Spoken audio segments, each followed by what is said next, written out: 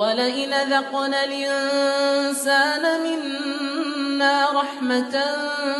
ثم نزعناها منه إنه ليئوس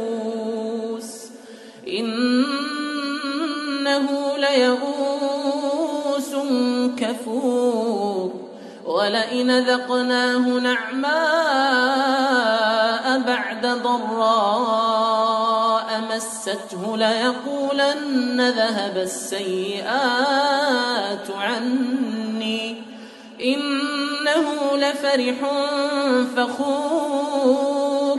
إلا الذين صبروا وعملوا الصالحات أولئك